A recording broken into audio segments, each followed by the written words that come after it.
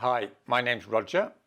I'm making this video in January 2021. I've been working on it for about a year now. In fact, I wrote a piece when I was in prison in 2019 called Advice to Young People as You Face Annihilation. And I finally got round to doing this video. It's primarily aimed at young people. Usually when I make a video, I'm talking to my friend Jamie, but I've decided to look at you in the camera.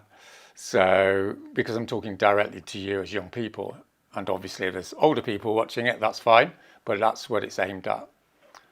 And I'm going to take my time talking to you because obviously it doesn't need saying, but what I'm going to talk about is enormously emotional, enormously challenging, and requires a lot of attention and seriousness. So that's what I'm hoping to give it. As you may know, I'm a co-founder of Extinction Rebellion. At this point, I'm a co-leader of the anti-political party Burning Pink. I've spent 35 years organising people in various social movements. And I've been at King's College in London studying civil disobedience and civil resistance for 5 or 6 years now. And I'm going to share my thoughts with you. Okay, so as I say, this is going to be quite long. I'm not quite sure how long it's going to be. But if you want to take a break, that's good. If you just want to look at a little bit of it, that's good. If you want to stop looking at it, that's fine. It's your life. It's going to be pretty rough and ready because if you see my other videos, you know, I just ramble on and do what I do. And I'm going to sort of argue that that's probably the best way to bring about social change anyway, is to be authentic and get on with the job. Don't try and be perfect. I'm going to use pretty basic language, trying to make everything as clear as I can. And what I guess I'm aiming at is, I'm not looking at numbers in this video. What I'm looking at is to communicate with the key, few dozen or few hundred or maybe few thousand young people in the world who are going to be the leaders of the civil resistance movements over the next 10 years. That's my grand aim. So I'd much rather talk to a few people who are actually going to get on with the job than talk to lots of people who are going to go, well, that was an interesting video, and then, go back onto social media or watch Netflix or whatever. So that's my idea. I don't know if it's going to work. Maybe it will, maybe it won't. But if it doesn't, we'll try something else. Thank you very much for watching. And I will go on through a few introductory comments, and then we'll go through the text of what I've got to say. Okay, so just to reiterate, you don't need to watch this video. There's no pressure. So if you don't like what you've seen, that's fine. Switch it off and go and do something else. That's the first thing. And for any adults here that are going to be outraged by what I'm saying, I'm serious. People don't need to watch it. It's your choice. The second thing to say, I guess, is I'm not going to try and convince you. That's not my aim in this video. Trying to convince people is a bit of a mug's game in my view. What you should do if you want to change the world is tell the truth. And paradoxically, as you might say, through telling the truth, through saying, this is my view, you actually become more convincing. But it's up to you whether you agree with me. And what I would suggest is you take what you agree with and run with it. And if you don't agree with part of what I'm saying, then leave it. And this is a really smart way, I think, of approaching people who make videos or write books or make opinions. Don't feel like you have to be pro Roger or anti, right? Just look at it, use your own intelligence and choose what you want to do. I suppose what I need to say is I'm an expert in this field. And if you're an expert in the field, then you have a right and responsibility to communicate what you think about the subject you're an expert in. But I want to make clear that just because you're an expert doesn't mean you're right. It just means you're likely to be right. So again, you should appreciate what I've got to say, arguably, but not take it just because I've said it. Look at it critically, analyze it, and hopefully build on what I've got to say. The other thing to say is what I'm actually saying to you is not that radical.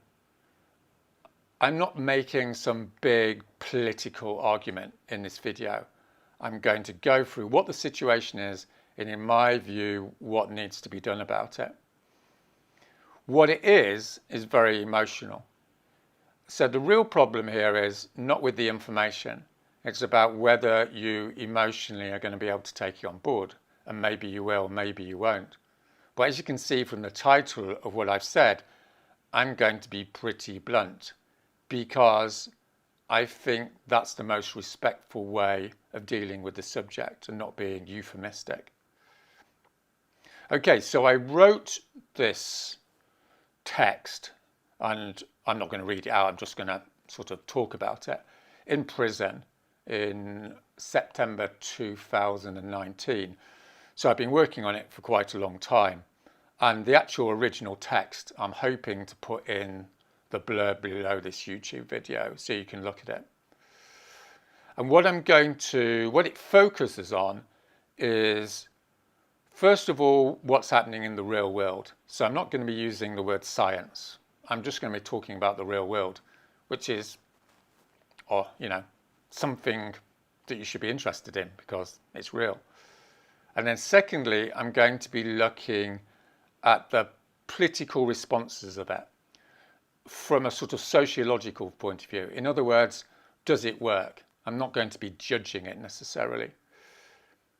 And then I'm going to be looking at the basics of action and organisation. So you can see other videos that I've done or other people have done to work out the nuts and bolts. So what I'm trying to do is give like an overview, and at the bottom of this video on the YouTube, assuming it goes on YouTube, there'll be the references and connections and all the links. And at the moment I'm working with a group called Last Generation, which are young people around the world preparing to undertake civil disobedience, and there'll be a Zoom link possibly to an open meeting you can go to, and you can go and find out more. Because needless to say, or maybe I should say it, you can watch as many videos as you like, but nothing's going to change unless you take action. And that's going to be one of my main messages. Okay, so what I'm going to be trying to say in this video, the broad overview, if you like, is that I'm profoundly disappointed but not surprised by the inability of young people around the world to engage in effective civil disobedience. And I'm disappointed because we're going to fail to overcome the political opponents we have unless there's mass civil disobedience by young people. And I'm not surprised that this has failed to happen in any substantial way so far, because, as I'll go on to explain, there's a whole bunch of political and social groups and forces that are trying to persuade young people to do things that don't work. And I'm not going to be like massively judgmental about that. I'm just going to explain through my arguments why that is the case.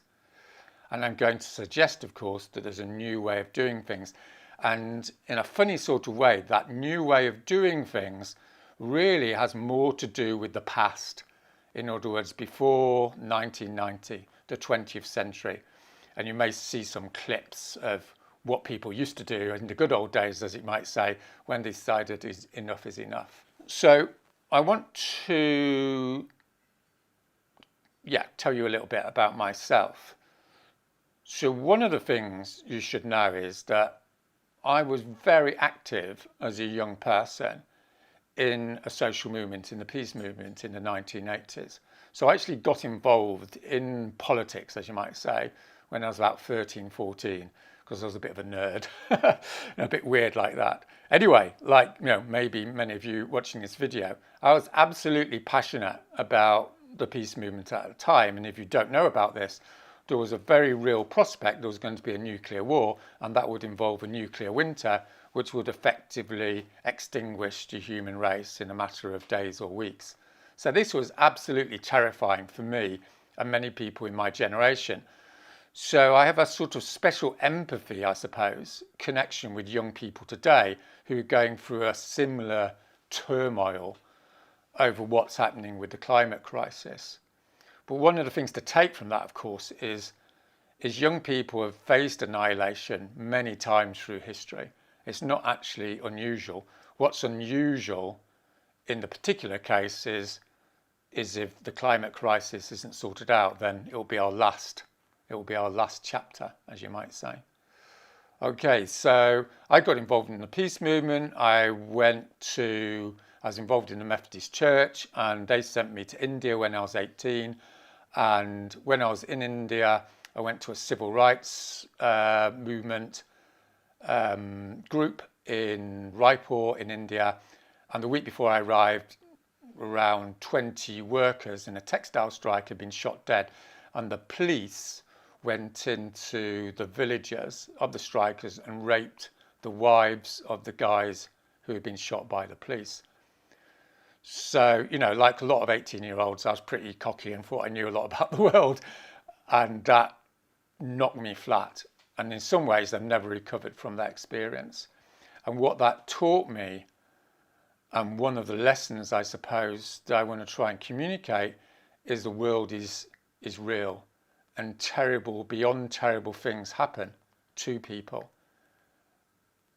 And we can't ignore that. And if we ignore it, that doesn't mean it doesn't exist. And so when I came back from India, I wasn't exactly traumatized, that's the wrong word. I just felt a real clear life purpose, that what I was going to spend my life doing was, to the best of my ability, to stop that needless cruelty and injustice in the world. And I got a scholarship to the London School of Economics because I was quite brainy and everything. And if you've been to elite university, you probably know, you're on a conveyor belt into the various elites, the government, big business. I found the whole prospect pretty obscene. I was very moralistic at those times, and I left after a year. I spent a year reading about Gandhian civil disobedience. I got arrested for the peace movement lots of times. I went to prison 3 times before I was 21, and that was the culture that I was in. So that really marked me out for what I see is what social change is about. And I got involved in workers' cooperatives and housing cooperatives and social movement work for about 10 years. And then I was an organic farmer for around 20 years. And as you may know, with a lot of farmers around the world, their crops have been destroyed because of extreme climate change events. And to cut a long story short, I decided to get back involved in the climate crisis situation. I went to King's College and did field research, which means going out, embedded, working with campaigns, rent strikes and trade union campaigns. And then I helped found Extinction Rebellion 2.5 years ago now.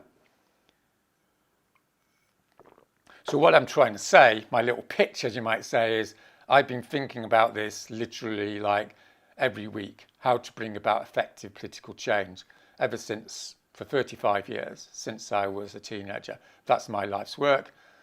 And I've been researching it in a systematic way, as you might say, in a professional way in King's College for the last 5 or 6 years. And just to reiterate, that doesn't mean I'm right. What it means is I just know a lot about it. So, you've got to make your decisions on what I've got to say. The other thing is, the other last 2 points is that if you're going to study something and you're going to get good at it, you've got to do it. So during the last 6 years, I've been arrested around 20 times. I've been in prison for about 3 months on 3 occasions, overall about 3 months, and I've been on 2 hunger strikes. I've done that because I'm passionate about the need for action, but I've also done it because if I'm going to talk to you guys, I need to walk my talk. Partially because I've got some credibility, but Also because I need to have concrete data, concrete information about how this thing works and why it works and how it doesn't work, so I can communicate effectively. And the last thing to say about this is to state the obvious, I suppose, but it needs to be stating, is just about everything I'm going to tell you in this video, someone else has already said, right? I mean, social scientists over the last 30 years have systematized it. You know, they've made it more robust, as they say in academia. But fundamentally, everything I'm saying to you was already discovered and developed by Gandhi in the 20th century, and then developed by Martin Luther King. So I'm not making any great claims for originality in what I've got to say, because if you study history and you study politics, you find the same old problems again and again. So it's more a matter of rediscovering the past and updating that so you can inform yourselves and the people you're going to talk to build this movement to save your generation. Okay, so I'm just going to spend 1 or 2 minutes just saying what I'm going to go through. So first of all, I'm going to start with the crisis, the real world, as I'm going to call it. And it won't surprise you to hear me say that I'm going to be making clear that objectively it's a lot worse than we all think. And that's really the emotional basis of the other sections. In other words, if you don't emotionally connect with the absolute horror of what's coming down the line, you're not going to be able to engage intellectually with the rest of my presentation, because what I'm going to be saying is quite full on about what needs to happen. So we're going to go through that. So even if you think you know the science, you know, it's always important to reacquaint yourself, particularly as every month and year goes by, the situation gets exponentially worse, gets worse at an increased pace. All right, so what I'm going to do then is I'm going to analyse why we've had 30 years of failure. And again, I want to emphasise, and I'll emphasise this several times, I'm not judging people's souls when I'm criticising particular approaches. I'm criticising a philosophy of action, a way of going about changing the world. And I'm going to be looking at the 2 main approaches that young people are subjected to, as you might say, when you enter into politics. And the first one, you can call these things different things, but the first one I'm calling the liberal left.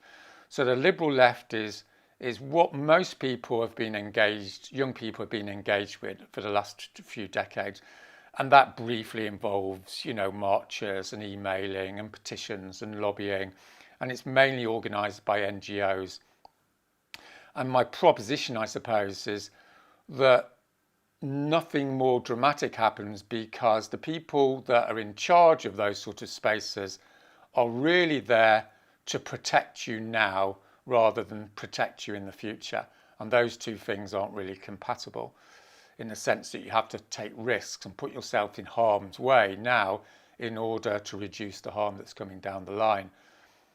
So that's a problem, and I'll go into it in more detail. The second sort of approach, again, for the sake of argument, I'm calling the radical left. And the radical left is a lot more, as it says, radical. It's a lot more purist. It talks about justice. It talks about more militancy in terms of identity politics and what have you. And a lot of what it says, as I'm sure we all agree, is spot on. But there's 2 main problems. The first problem is it's a culture that talks the talk but doesn't walk the walk. In other words, a lot of people in that space, even though they say they support, you know, justice and what have you, are actually quite privileged people, you know, particularly in the elite universities in the global north. And the problem with that is they don't have the credibility to be talking about justice because they don't actually act upon it.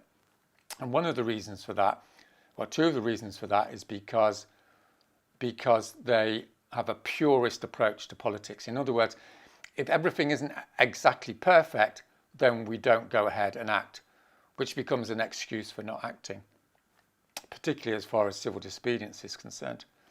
And the second big problem is that they want to involve everybody in all the decision making as a general rule. And what that does, as I'm sure many of you know, is clogs up decision making. And effective decision making, as we'll come on to discuss, is absolutely essential. There's a little bit of a boring aspect to changing the world, but it's absolutely essential to being effective. So what I'm going to do then is I'm trying to move beyond those two approaches. Often they're juxtaposed to each other. You know, it's like you're in the liberal left or you're in the radical left. I'm saying both of them have failed. And the reason they failed, of course, is because carbon emissions have gone up 60% in the last 30 years. Okay, so then I'm going to go on to action. What action is necessary? And I'm going to talk about civil disobedience, arrest, prison, hunger strikes, criminal damage, and such like, and why that's necessary and how it works. Then I'm going to go on to organisation. So again, I'm going to be moving on from the idea that everyone sits around for hours on end and talks about things and then consults everyone and nothing actually gets done and people get depressed and alienated and leave. So I'm going to talk about how to mobilise people effectively. And then my last section is going to be slightly awkwardly called wisdom and balance. And I'm going to look at the more deeper psychological or spiritual basis for taking action and argue that really, unless you sort your head out, as you might say, in your heart, you're not going to be able to do this work. And there's ways over the last thousands of years, human beings have become more resilient, and I'm going to share some of those ways with you. So I'm just going to finish on what you might call the takeaway message. Maybe there's lots of takeaway messages, but here's one, right? So the takeaway message is if you stay within your fears, then you'll fail. And if you become fearless, then you're going to succeed. And courage is not the absence of fear. Courage is deciding there's something more important than fear, which is to get on and do what's necessary. And so my invitation to you is to hold on to that fear, and then give it up and watch the rest of this video. Okay, we'll go on to the next section. Thanks.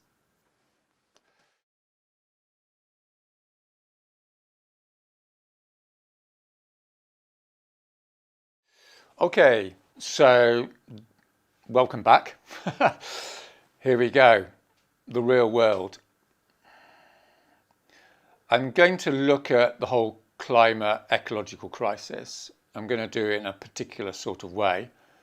And I guess I'm going to be suggesting that when you communicate it to people you need to communicate it to, you're going to do it in a similar way. And I'm going to give some reasons for that. So I'm just going to jump straight in. So I'm going to start off with the reality, which is the world is a gas chamber. Literally, it's a gas chamber. In the sense the atmosphere is there. We depend upon those gases to breathe and to live, and there's no escape. I think that's about as fundamental as it gets in terms of setting the scene. And what we need to understand, of course, is that poisonous gas has been put into that gas chamber, into the atmosphere for 200 years now, but at a massive rate for the last 30 years, during which people have well known exactly what the consequences will be. And those consequences are now largely locked in. So what we're talking about here is a murder project, a method of murder, which involves putting a gas that's going to destroy the lives and livelihoods of your generation. And it's important to understand, and I'm going to go into this in more detail, it's important to understand that what the climate means is not icebergs and polar bears. It's what it actually comes out at as, which counts. So what it comes out at, how your generation is going to experience it, is through war, which means the slaughter and death of people, through starvation, not having enough to eat and dying because you don't have enough to eat, and rape. That's the reality. And the word that sums it up, which is why I've used this word, is annihilation. Annihilation is a project to murder on a massive scale. And I talked to a London lawyer, and I think this is a good way of summing it up. And he said, there's no greater crime. So what we're seeing here is a project to have billions of people die. It's a project that is knowingly undertaken. So that constitutes mass murder. And it's a crime.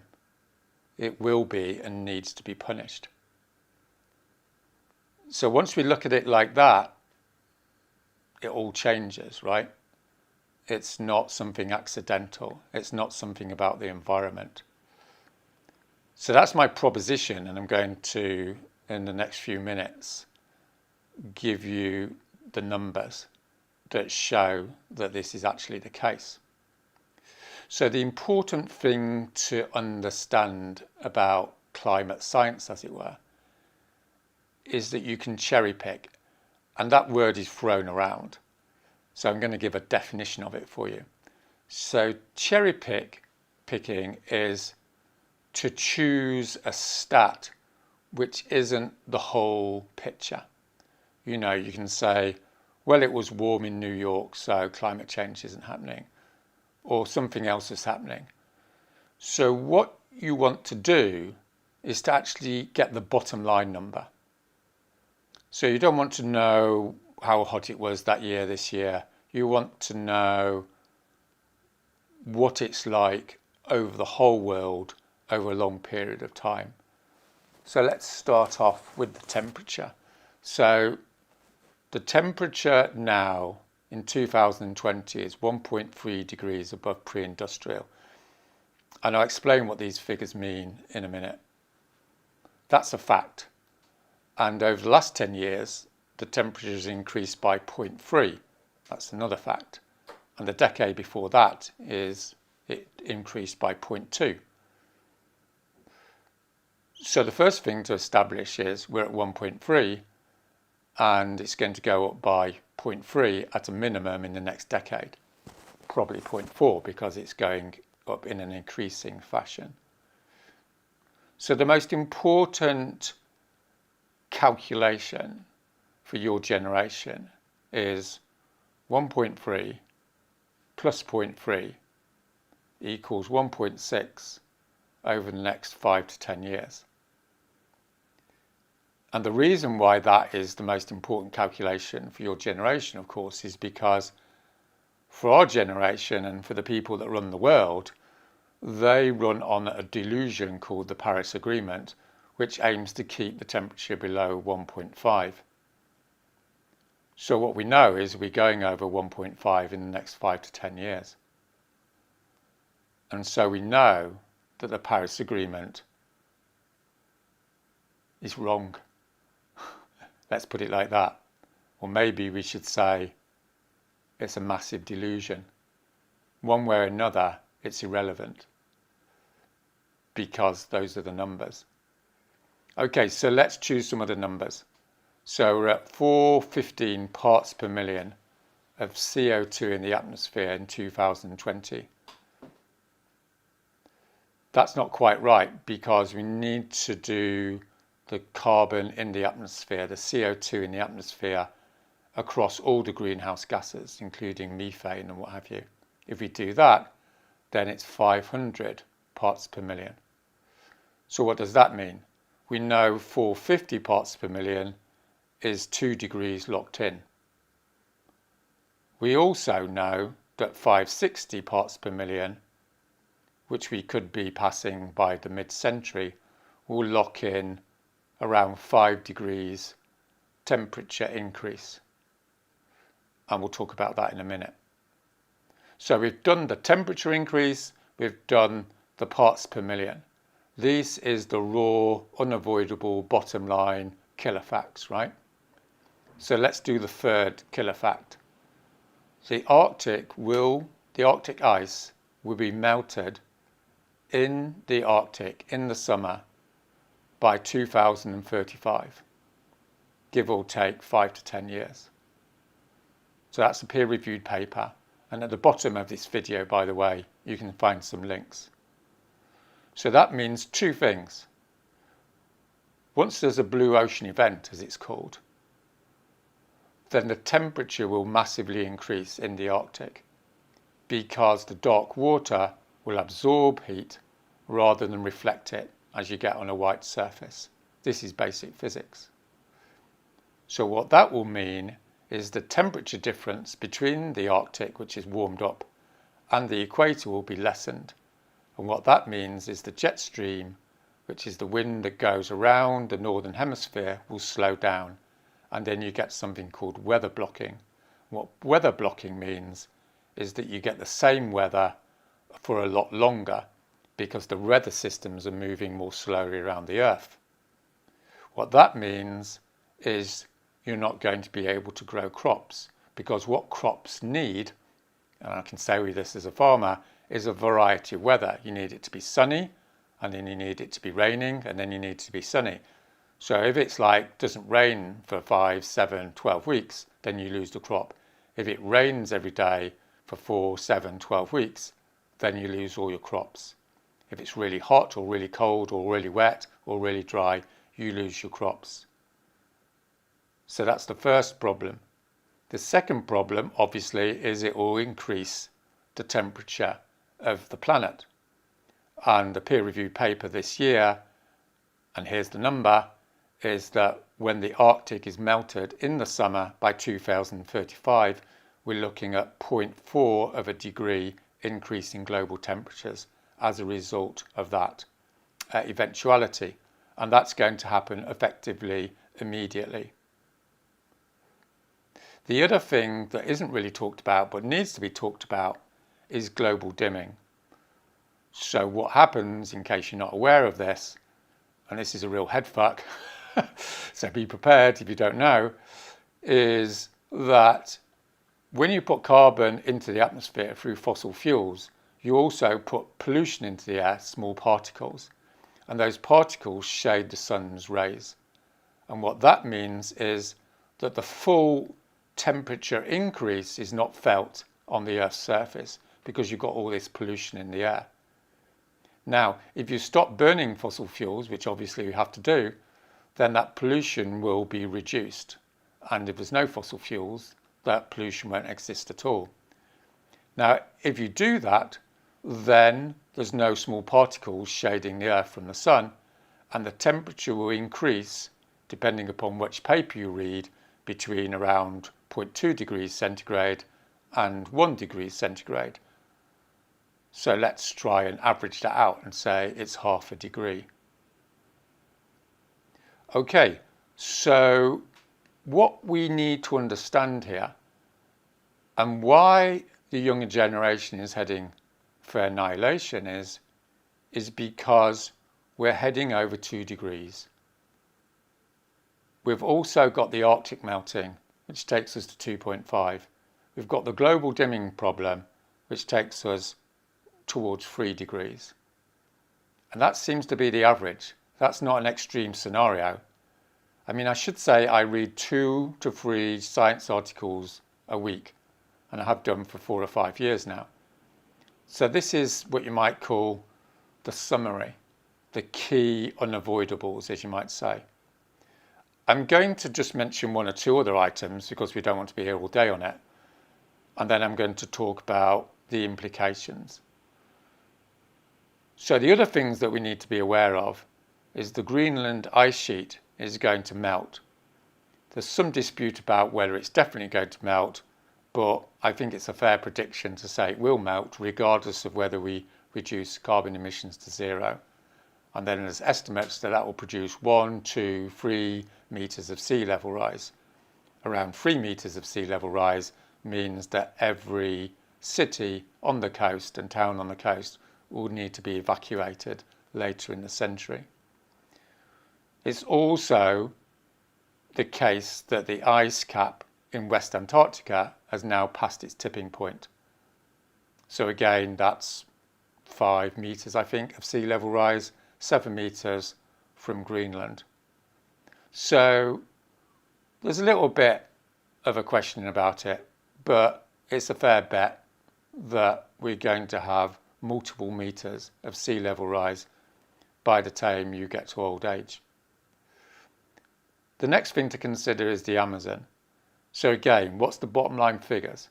17% cut down or degraded at this point in time in 2021.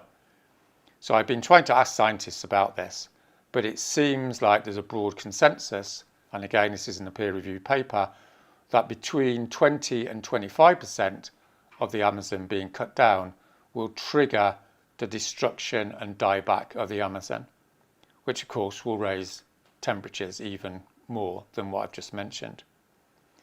And then we could also talk about the acidification of the ocean and the massive increase in forest fires and the warming up of the soils, which incidentally could increase temperatures by up to 1 degree centigrade over the next 50 years.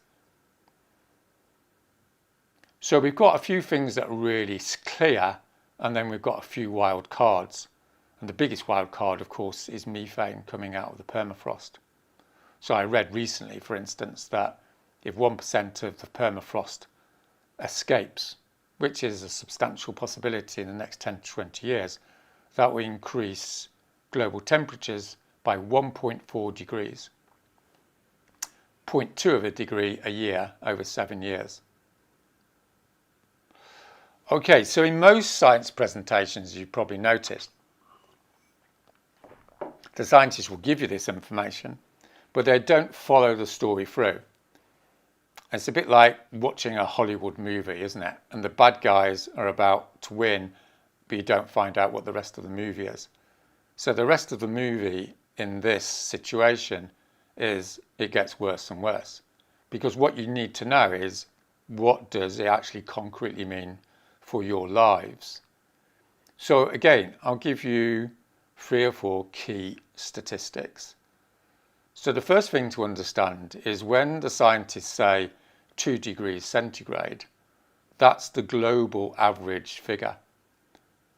I think 66% of the world is covered by ocean. And so most of it is the temperature above the oceans. The fact of the matter is that once you get inland, you have to double that or even triple it.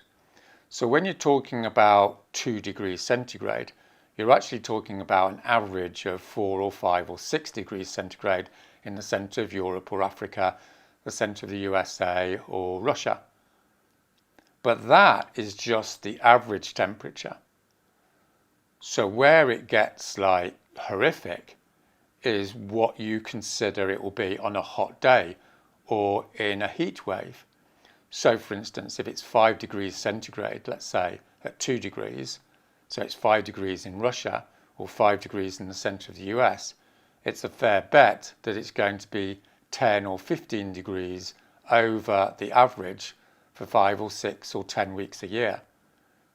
And if it's that level of temperature, i.e., 30, 40, 50 degrees centigrade, then you'll kill the crops. So that's the reality of 2 degrees centigrade. So you can look this up. At 2 degrees centigrade, i.e. 4 degrees in the centre of continents, you're looking at losing 20, 30, 40, 50% of your grain production and your corn production on an average year, right? The other thing to consider is the wet bulb effect. So the wet bulb effect is the truly terrifying cliff edge in terms of heat. The important thing to understand about the wet bulb effect is that if your body gets to a certain temperature and the humidity gets to a certain temperature, then regardless of how healthy you are, you'll die within 6 hours. It's a little bit like hypothermia. If you go out in sub-zero temperatures, then there is a point at which your body freezes and you die. It's the same with heat. And so what the wet bulb effect is a combination of humidity and temperature. And I think it's something like 35 degrees centigrade, 90% humidity. So as you get up to 40, 50 degrees centigrade, then you're facing what is euphemistically called mass mortality events, i.e. thousands or even millions of human beings dying in 2 or 3 days.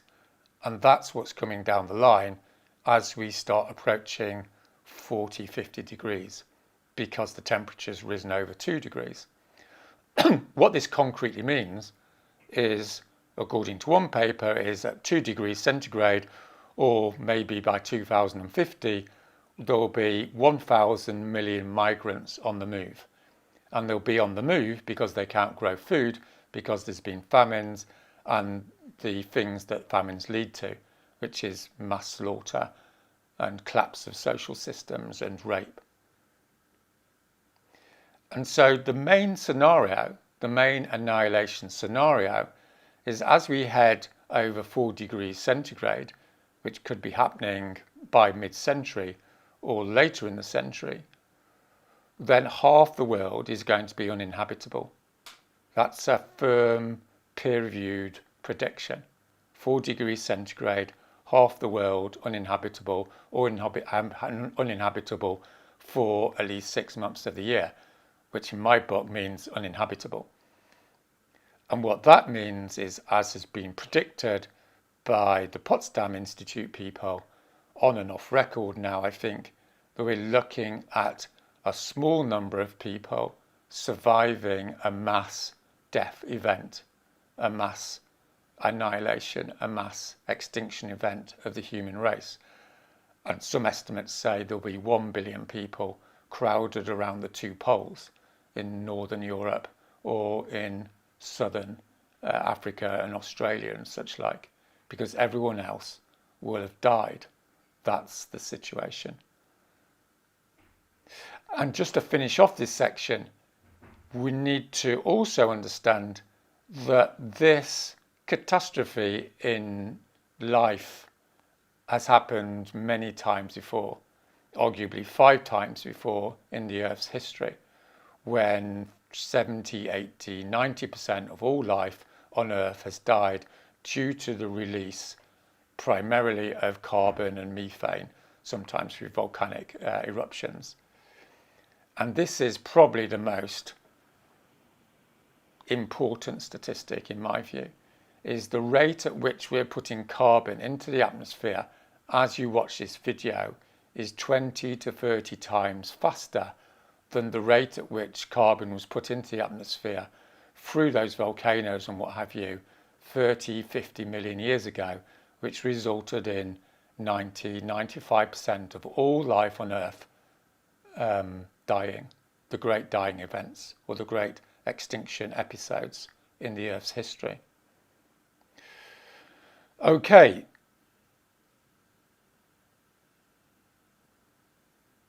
So what I want to do next is to communicate again what this really looks like for many of you, the young people who are going to experience this level of catastrophe.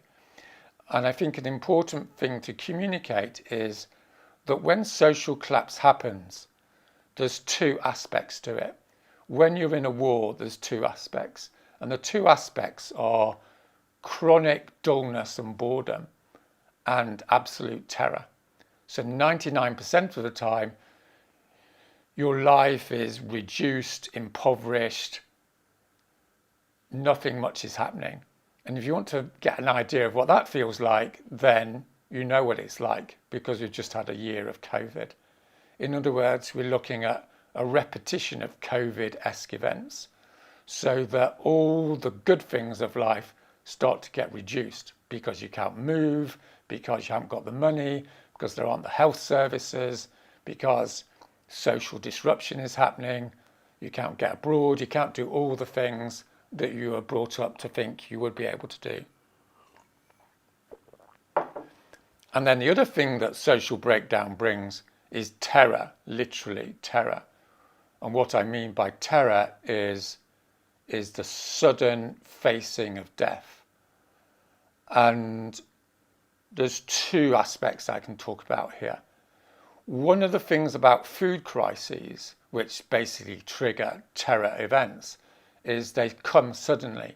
You'll be going into the supermarket one day and there'll be stuff there, and then the food system will collapse and suddenly there'll be less food. And again, many of you have seen this in COVID.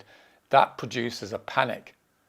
And what will happen is 1 week the bread will be there, the next week the bread won't be there, and someone will be paying, $50, £50 for it in the car park, and 2 or 3 weeks later there'll be dead bodies in the car park because someone's so hungry that they'll kill people. And that happens very rapidly and is confirmed by the literature, the people that write about social collapse. The other thing about social collapse is the complete loss of material security, or law and order, as you might say. So what will happen is episodes where a gang of young men come into your house, they take your girlfriend, they take your mother, they put her onto the table and they gang rape her in front of you. And then after that, they take a hot stick and they poke out your eyes and they blind you. That's the reality of the Annihilation project that you face. Now, the reason I'm telling you that is because, first of all, we need to understand, and you need to understand, the actuality, the reality of what we face, because it's owed to you. And as you know, the climate change movement over the last 10, 20, 30 years has not told the truth. And as I'll come on to explain, unless you feel the horror and terror of what I've just said, you're not going to gain the strength in order to prevent or reduce that potentiality, that potential. So maybe you want to take a break now and think about what I've said, maybe come back and at any point take a break because it's going to be a long video, and then we'll talk about what we need to do. Okay, so what does this practically mean? What it practically means is this annihilation event, this extinction event, but I'm going to call it annihilation because it's a conscious project by people who know what they're doing. There's two things that need to happen. First of all, carbon emissions need to be reduced to zero in a matter of months or a few years. And secondly, the reality is we've left it too late in order to not be able to deal with what's coming without geoengineering. I'm not going to go into it because it's not really my field or my expertise, but that is the dual agenda for your generation. And what you need to communicate to other people is these three aspects, that what we're dealing with is universal, it's going to affect everyone on the planet. It's existential, it's going to lead to mass death, potentially 1 million people being left on the planet by the late century. And it's existential, which means the rate at which it's getting worse is increasing. And it's that last aspect which needs to thrust you into taking high risk, high return action, as I call it. In other words, gradualism and reformism is out of the question because of the physics. And what that practically means is you have to take control over the state. The state is the only institution in societies that is capable of creating a rapid transition through telling industry and people what to do. This always happens in emergencies. It's a golden rule of history and sociology that the state needs to be controlled and the state needs to be used in order to enact these two things: research into geoengineering and enactment of that, and reducing carbon emissions to zero. So that's what we're going to focus on when we talk about what to do about it. And I'm just going to finish by trying to put what I've said into some sort of perspective. And as I said at the beginning of my talk, like, you're not the only generation that's faced annihilation. My generation had to face it with the nuclear Holocaust situation. But of course, with your generation, it was different to mine, because with my generation, something had to happen. With your generation, nothing needs to happen for this to happen, as you might say. But it's worthwhile considering that for 99% of human history, 10, 15% of the population would die in violent circumstances like the one I've just described. And people used to live around 20, 30 years. So what we're facing here is not a catastrophe, everything's been fine, and then we're going into this depth. What's happened is, for most of human history, people have lived these terrible, short, brutish lives, as the phrase goes. And all that's happening now is we're returning to that catastrophic way of life that humans suffered in before 100, 200 years ago. So that's the task. And for the rest of this video, I'm going to be talking about what to do. Thanks.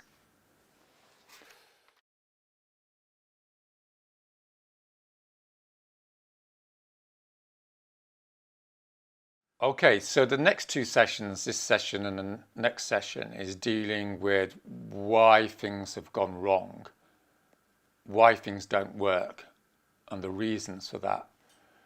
And the bottom line here is lots of people have been trying to deal with this crisis for 30 years now, and they've been engaged in a number of methods and approaches. And my proposition to you, what my argument to you is, if someone tries to do something for 30 years and they fail, in fact they catastrophically fail, regardless of how nice they are or how hard they work, the fact of the matter is their method of dealing with the problem isn't going to work. And the bottom line here, as I've said earlier in the talk, is carbon emissions have gone up 60% globally. All right, so what I'm going to say here is there's two approaches. There's been two approaches over the last 30 years. And these two approaches are being sold, as you might say, to young people today. And what I want to communicate is they're not going to work and you don't want to pursue them. So by the liberal left, which is the first approach, I'm really talking about the NGOs, the Green parties, the campaign groups, the local environmental campaigns and such like. And all those groups and all those approaches have a few catastrophic things in common. So the first thing is they're never clear about what's going on. You're not going to hear the chief executive of Greenpeace talk about rape in your kitchen. They're not even going to talk about rape. You'll be lucky if they're going to talk about social collapse. What they're mainly going to talk about are what are called general abstractions, like it's game over for the climate, or we're going to lose the planet, or the collapse of civilization. These things sound nice and semi-comfortable, abstract, weird, nothing to do with me. And the reason for that, of course, is because they're emotionally repressed. They can't handle the emotional reality of what's going to be happening. In other words, they're lying to you because they're saying something is something. They're saying something is not what it is, right? And what they'll say to you, of course, is that they're protecting you. They have this phrase, duty of care. We can't tell teenagers what's going on. And of course, as far as I can see, teenagers know they're lying because human beings are pretty good at working that out. And that leads to depression and disgust and alienation. So that's like the first major problem with these people. So the second thing that's almost religious with these sorts of people is the absolute necessity to have hope. And again, what you probably noticed in how I described the crisis in the last section is I haven't talked about hope. I've talked about the situation and what needs to happen. Hope doesn't really come into it. And the problem with hope, of course, is it's a way of covering up what's actually going on. The fact of the matter is this Annihilation project is now locked in. People that live on hope have been denying the reality now for 10 or 20 years. There's still a question of how much annihilation and whether it will be terminal. But the fact is, the climate crisis is now locked in. We're going to head over 1.5 degrees. You know, when Fridays for a Future, for instance, does a campaign, as I understand they are doing, saying 1.5, let's stay below 1.5, that's really a function of what you might call the ideology of hope. In other words, we're not looking at the science. What we're looking at is what we want to see happen and then pretend that it is possible when it self-evidently is not. So the first step to what you might call sustainable activism is to look the reality in the face and realize there is no hope at this stage of stopping the climate crisis. There may be some possibility of stopping its extremities, as you might say, but that's where we're at. I mean, I'll say I'm 54, so I've been in this for quite a long time. And in the 1990s, the NGOs were saying, and the diplomats were saying, if we go over 1 degree centigrade, then it's game over. Sort of, there'll be no hope. And then it went over 1 degree centigrade. And they used to say, if we go over 350 parts per million, then it's game over. And then we went over 350 parts per million. And then they changed their tune. And in 2009, after the Copenhagen conference, they'd say, there's still hope as long as we reduce carbon emissions by 2015. And we didn't reduce carbon emissions in 2015. And here we are in 2021 with the NGOs getting Fridays for Future to say, it's fine, there's still time to stop 1.5 degrees from happening. There isn't. What we're talking about here is raw, basic physics. And physics doesn't lie. It's not a social construction, as you might say. So what lies behind this inability to look at reality and inability to communicate effectively is another ideology, and that's the ideology of progress. So just about all middle-class adults, particularly in the global north, are addicted to this basic religious idea, which is all societies progress. They aren't so bad, they get better, and they continue to get better. This is complete nonsense. Societies collapse on a regular basis throughout history. There's nothing unusual about that. As I said, annihilation events happen regularly.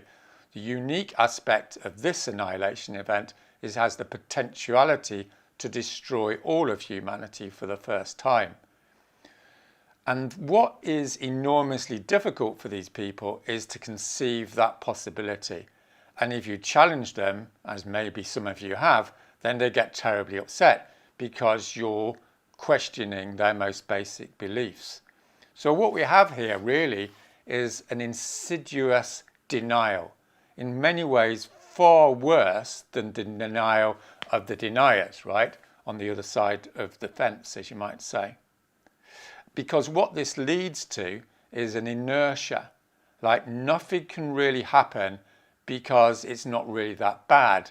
And this notion, which originated in the 1990s, that climate change is an issue.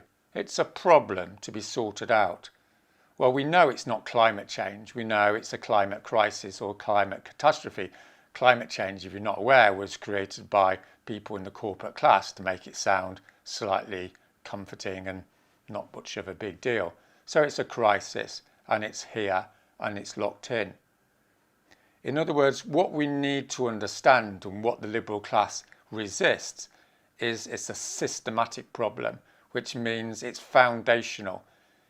If the climate goes, everything else goes, from going to the opera, to going to a football match, to your prospects of having children, through to having a government, everything, every single thing, all the social progress of the last 200 years, all the lives of struggle that went into improving life are going to disappear in the next 10 years.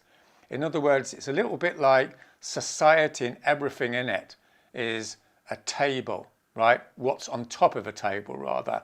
There's the plates and there's the dinner and there's the knives and there's forks. And the climate is the table. And when you cut off the legs of a table, when you destroy the Amazon, that's one of the legs. When you destroy the Arctic, the whole fucking thing collapses, right? In one go. So that's the way we need to think about it. And of course, that's not the way the liberal class looks upon it. They sort of glaze over when you tell them about this.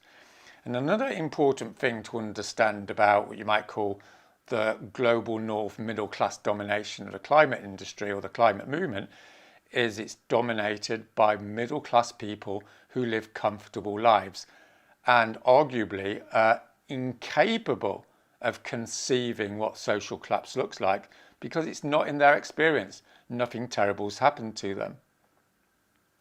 So what does all this lead to is a theory of change, as it were, a strategy of change, which promotes symbolic victories, symbolic action. So you have this lie about the climate and you have a lie around what progress looks like.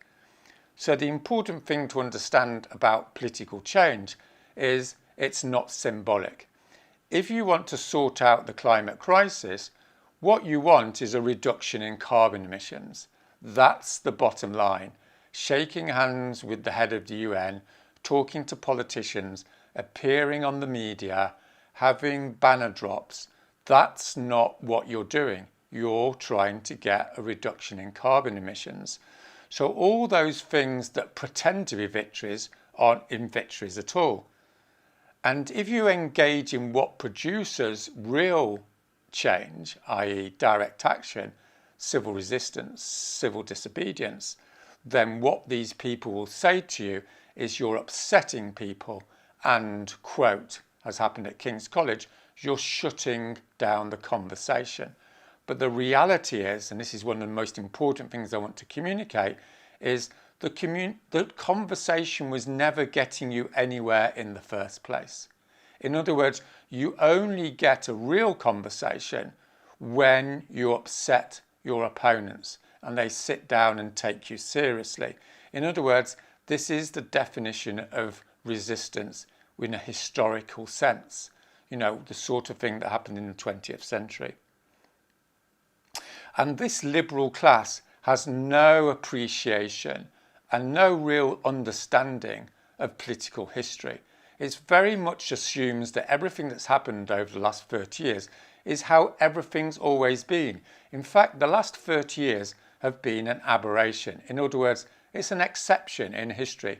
Most of history is full of wars and revolutions and social collapse and resistance and mass slaughter and victories, and you know, this is the horror and glory of history, as it were. And so what we need to do is forget about the liberal class and their very, you know, nonsensical, unfounded notion of what history looks like and start reading the history books ourselves. And we can look, for instance, at how real change works. So an example of real change is the Children's March in the Civil Rights Movement in the 1960s. And what you see there is the liberal class saying, no, no, no, we don't want children and young people going to the streets and being put into harm's way because for all the reasons we're told today. But they ignored that advice and they went into the streets and they made a significant political change over 2 or 3 weeks. And similarly, if you watch the Freedom Riders, both of these things are internet, I think there'll be links to them below this video. With the Freedom Riders, that was a bunch of young people saying, we're going to go onto buses into the deep south in the United States and break the law on people of different races being able to sit next to each other on a coach. Now, what we need to understand about that is that was massively unpopular by what you might call the liberal civil rights movement, but they did it anyway, and they made a massive advance in civil rights. So this is a theme throughout history, right? The liberal class basically smothering radical realist action, as it were, has always been a theme. And if you want to sort of read an example of how this works, then you can read Martin Luther King's letter from a Birmingham jail. And in that, he makes clear that the biggest block in the liberation of the black people in the south of the United States was not the Ku Klux Klan, was not the conservatives, it was the liberal class that took energy away from activism and diverted it into ways of working which simply don't work. And what we need to look at instead of that symbolic, gradualist, reformist action is revolutionary action that takes control of the state in the absolute emergency we're in, and then uses the state to enact the legislation necessary to reduce carbon emissions to zero and to make geoengineering work. That's the agenda that I suggest we're looking at.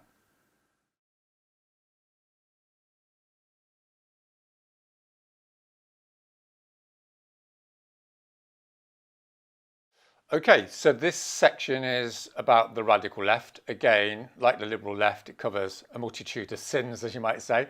It's a broad category, but it's a particular sort of number of different approaches to social change and activism, which I want to look at. It's been going on a bit like the liberal left for about 30 years, and it's been very much involved in approaches that have failed, as we've just discussed. And in some ways, the radical left is a more important impediment or block to effective change than the liberal left, or at least I suspect it will become so over the next year or two, because as young people are largely dominated by the liberal left through the NGOs and what have you, they'll increasingly realise just through experience about how hopeless that theory of change is. And that will open them up to radicalisation. This happens many, many times in social movements.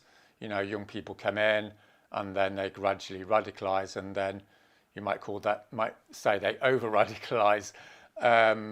So I'm going to spend a little bit more time looking at why this, broadly speaking, is a false approach in terms of effective action. So to sum up, really, in a rather crude way, what the radical left does is they talk great talk, but they don't walk the walk.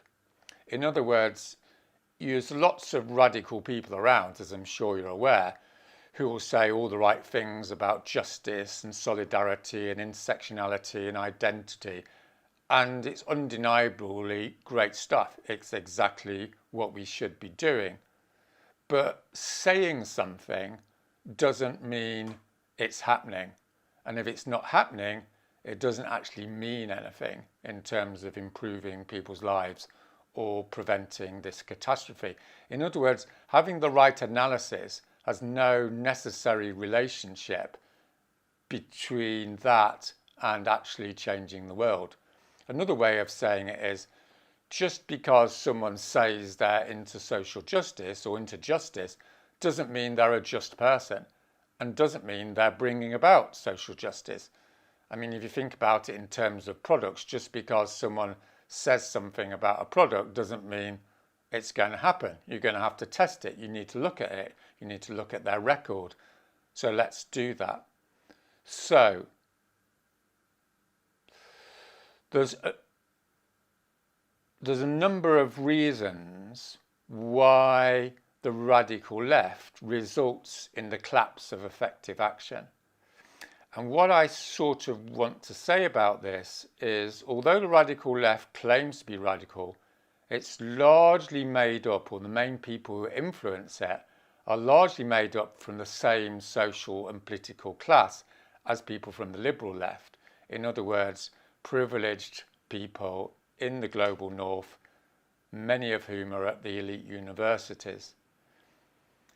And what I'd like to suggest, I suppose, is that because this approach has been happening for 30 years, it's completely compatible with the neoliberal political system. In other words, the system that's taking us to destruction. And I think the reason why that is the case is because the radical left is mainly focused on language politics. In other words, what you say. And to be blunt, the economic system that we face doesn't give a damn about words. What it gives a damn about is material disruption. So that's the real fundamental reason why the radical left never gets anywhere and is a distraction. Now, having said that, obviously the words people use are enormously important and it's a part of the general discussion, but it's not the main show because words and language, as I say, are largely symbolic. It's about how people feel about things rather than what's actually happening, such as carbon being put into the atmosphere.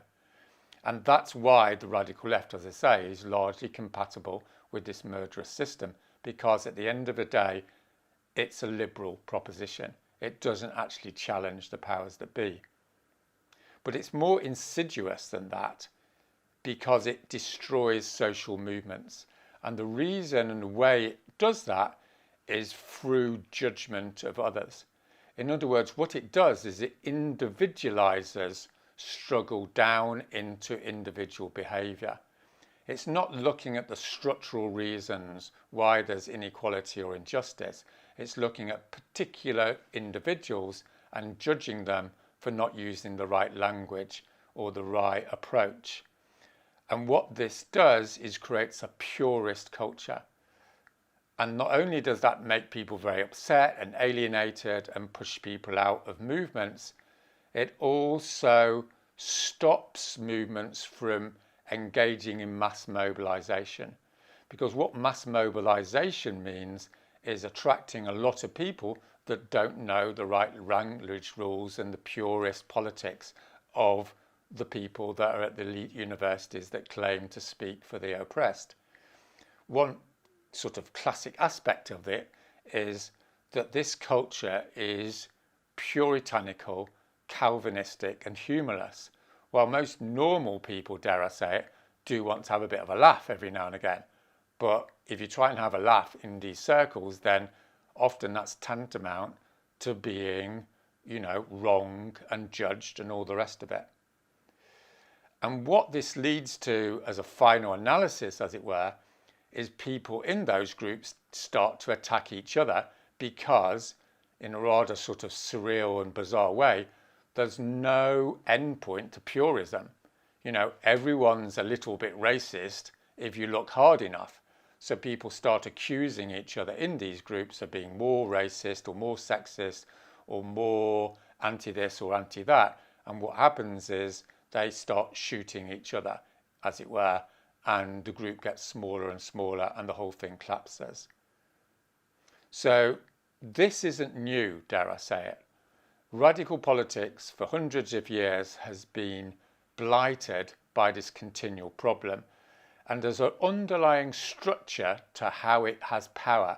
And that's the power, as you might say, of logic. It's a little bit like, you're racist, so you need to stop. And then you stop being racist. And then someone says to you, well, you're not anti-racist enough. And before you know it, you have to become more and more pure. And this empowers extreme people who can guilt trip other people in the space. So a little example of this, just to show this isn't unique, is in the 1970s, the big sort of guilt-tripping extreme left, as it were, was what you might call the hard left. They were communists, but they used the same technique. So in the 1970s, there would be what you might call extreme Maoists. And their general line was not to accuse people of sexism or racism. They would accuse people of being bourgeois, but the same thing worked. So they'd go to students in northern universities, like the Christian student movement that I was part of, and they'd said, unless you support us, in various third world liberation movements, then you're bourgeois. And bourgeois was a bit like being cancelled. It was, the most terrible thing out there. And then what that led to was sort of naive, guilt-stricken, middle-class, nice people, students in the global north, supporting movements and episodes in the global south which were effectively fascistic and genocidal. And this led in the late 70s to the Christian student movement that I was involved in, supporting the Khmer Rouge. And if you haven't heard of the Khmer Rouge, these were extreme communists. You might want to describe them like that, or left-wing fascists.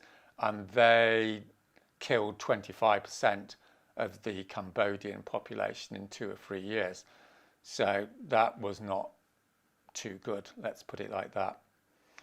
So what we need to establish in dealing with the radical left is this notion that no one's perfect and everyone's welcome despite their imperfections. In other words, we need to introduce some compassionate sort of culture in radical circles.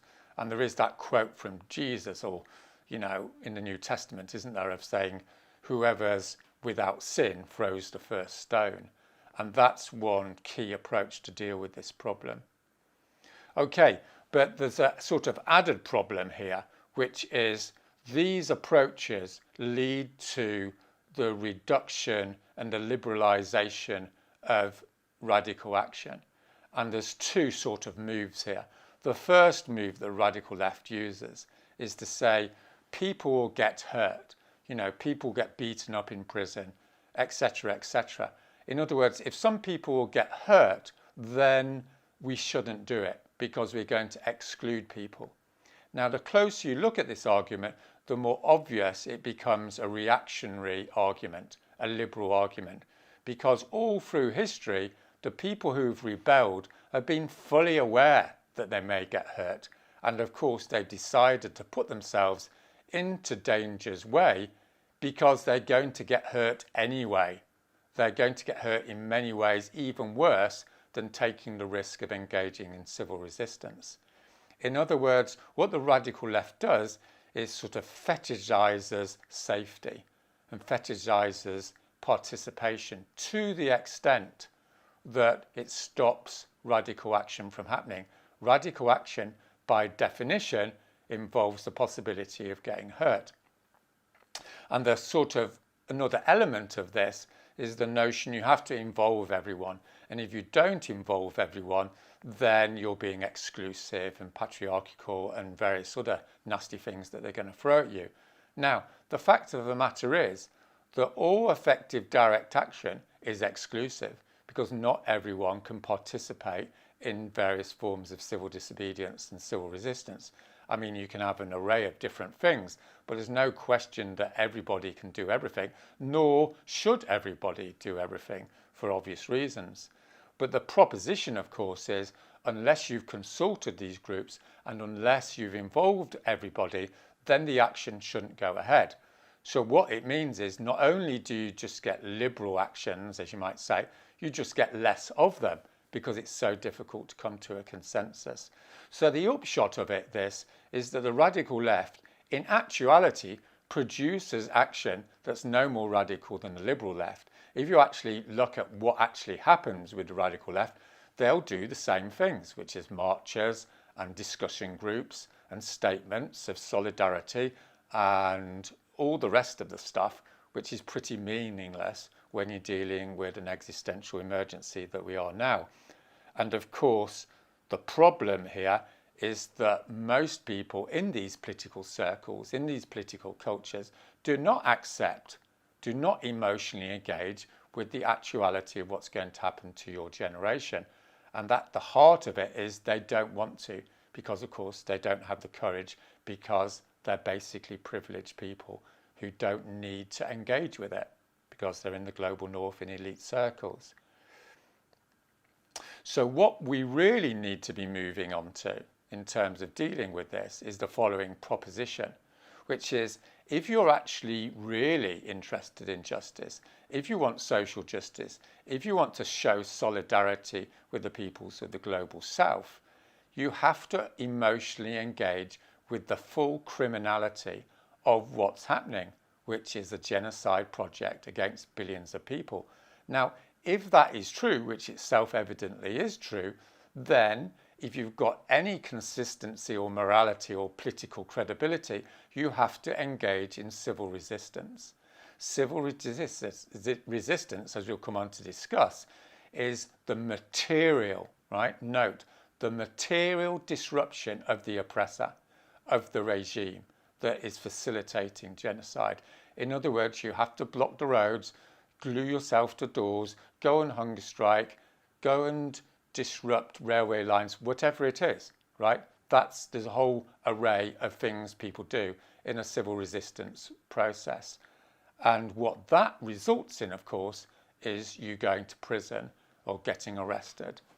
And in other words, this whole sort of hesitancy around, oh, jail is a tactic or arrest is a tactic and it excludes people that are oppressed is nonsense. It's actually the only thing in a crisis situation that is going to remove the oppression. So, in other words, if you're not arrested and you're not put in prison, then you're not resisting. And if you're not resisting, you're part of the problem. You're appeasing the evil and obscenity of the injustice that we face at this point in time. So what we need to do with the radical left is engage in a debate, an open debate with them, in order to make these arguments, which, as far as I can see, are no-brainers. What we're dealing with is something beyond evil, and it needs to be dealt with through civil resistance. And of course, one of the main aspects of the radical left is they never want open debate because people might get hurt. That's the excuse. The real reason the radical left doesn't want open debate is because they're going to lose it, because they rely upon, a false ideology that doesn't work the closer you look at it. So what we need to move on to, of course, is action that actually works. And only action that works is moral and effective, of course. So that's what we're going to do next.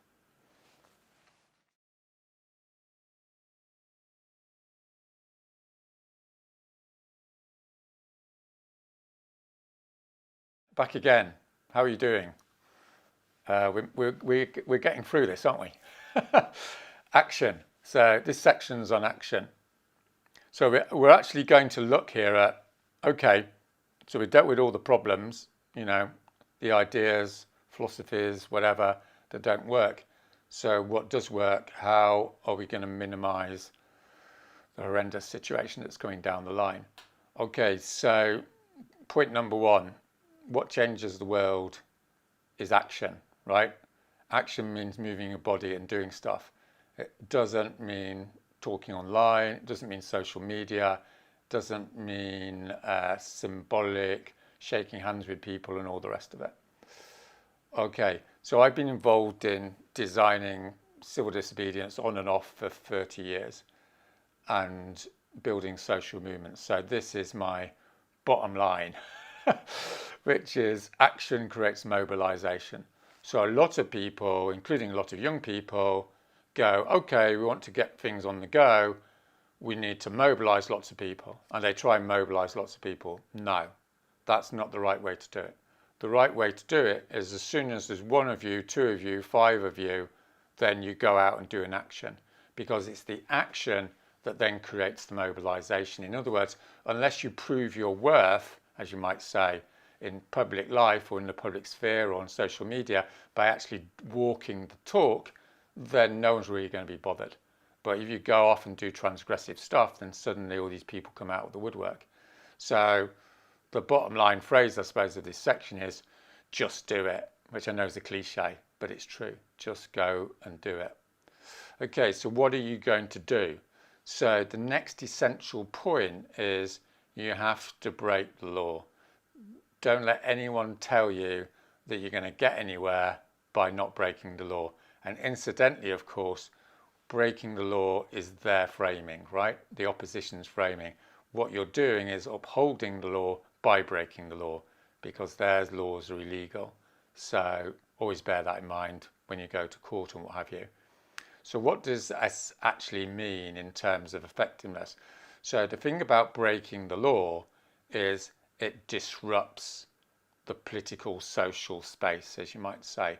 In other words, people take notice because, number one, you've broken the law, which is unusual, and number two, through breaking the law, you're usually disrupting something, sitting on a road or painting a building or gluing yourself to a door or something like that. So people give you their attention. And attention, we need to understand attention is the first step in political change or attitude change. Unless you've got the attention, nothing's going to happen. That's pretty obvious, right? So how does that work? So the real fundamental thing that separates people that are engaged in effective action and the liberal and radical left is those guys think when you upset people, then you're not going to bring about change. In actuality, it's the other way around. Only by upsetting people through non-violent disruption do you open up the potentiality, the potential of creating change. So let me say that again. If you're just having a conversation, right, sitting in committees, nothing changes because no one's threatened, no one's being forced to do anything, no one's being forced to talk about a subject. When you engage in upsetting people, then you have the potential for change. In other words, they may not come on your side, but it's a lot more likely they will, because they're being forced to think about the immoral and crap things they're doing. So that's the essence of classical nonviolence. And classical nonviolence in the Martin Luther King Gandhian tradition is the most effective way of bringing about that change because of that mechanism. So in other words, like, it creates a big debate. You know, the newspapers are talking about it. You know, 80% of people hate you, so what, right? In 1961, Martin Luther King was the most unpopular man in America, right? Because he was disrupting the immorality of white people. And he was doing that through disruptive, illegal action. So that's what young people do. The adults and the older people and the people in control don't give a flying shit, right, about you unless you're there disrupting them. And if you want a little quote on this, you know, there's Larry Kramer with the ACT UP movement in the late 80s, early 90s, and they went around doing whatever was necessary in order to stop gay people dying of AIDS. They went and closed down the stock exchange, they shut down the Catholic Cathedral in New York, they threw the ashes of their dead lovers over the gates fence of the White House, they showed the dead bodies to the press, they did whatever it took. And this was their approach, right? So this is a quote from Larry Kramer. We didn't give a flying fuck what people thought of us, and that was our strength. So that's the way to do it if you're interested in minimizing the annihilation of your generation. Okay, so we need to be a little bit more sophisticated about how this works. And one of the things people forget about classical civil disobedience is that it's got two sides. It's got the disruption, you want to go and create hell, and equally importantly, you have to show respect to the opposition. Now, a lot of people think this is a little bit hippie or soft or liberal. It's not. It's realist. If you want to get a deal with the opposition, then you have to enable them to save face. Enabling the opposition to save face means you don't attack them as individuals. You don't abuse them. You don't insult them, right? Much as you might like to, because it's not smart, okay? What you do is you show them respect. You're calm, you're diplomatic, you're respectful, and you don't compromise. You know, if you look at a well-trained union leader or civil rights leader, that's what they do. It's what we call, you know, at the beginning of Extinction Rebellion, maximum disruption, maximum love. The two things go together. And a third element, and an overall element here, which again people don't really understand about classical non-violence, is the thing that really drives it, right? The thing that drives that breaking the law and showing respect is a total fearlessness. Fearlessness is the central attitude that changes society. And what I mean by fearlessness is do what the fuck you like to me and I don't care. And this is often, and not often, just about always misunderstood by what you might call the radical left or the liberal left or whatever. Because what they think is that you need to protect yourself and you have to be closed and secretive. No, if you want to create a mass movement, if you want thousands of kids on the street, right, you have to have leaders that go out there and say fuck you to the opposition and do what you like. And that might mean they get hurt, it might mean they're put in prison. And that very process creates the backfiring effect, which then brings thousands of kids out or thousands of people onto the street. That's how it works. So don't get it into your head, right, that civil disobedience or non-violence is pretty. There's nothing pretty about it. Look at the children's march videos, right? There's loads of kids there and half of them are getting like thrown down the street by the hoses. It involves bringing the intrinsic violence of the opposition out into the open. In other words, like the racism in that situation was implicit. People didn't see it. But when they saw kids getting like eaten by dogs and what have you in the street, that's when the nation woke up because it was there in their face, bang, right? And it's the same way with climate crisis. You know, everyone thinks, yeah, it's a problem, a bit like they used to think with racism in the 60s. And it's like out there, but no one gives a shit. And it's like you're out there and a few hundred kids have gone to prison or whatever. It's in their face. It's on the front page of the newspapers. You know, like when we had the April 2019 rebellion in the UK, 1,200 arrests. It was global news. And what you need to understand as young people is you have massive power, right? Massive power, a lot more power than I have, because young people are like photogenic, you know, they're sexy. They're the people take notice of. You know, if you've got a bunch of kids getting arrested, it's worth 1,000 adults because it's visual. And people go, what the hell, you know? There's these people, these kids saying, get this sorted out because we're over it. And that's how it works, okay? So one of the things you want to consider when you're designing an action, and this is a rule of thumb, is the most powerful thing you can do to bring about political change is to take your plan and times it by 3. Now, that might sound a bit weird. Maybe it's 2, maybe it's 5. The point is, you take your plan and it's never going to be good enough, right? What you want to do is consciously make it lots more full on.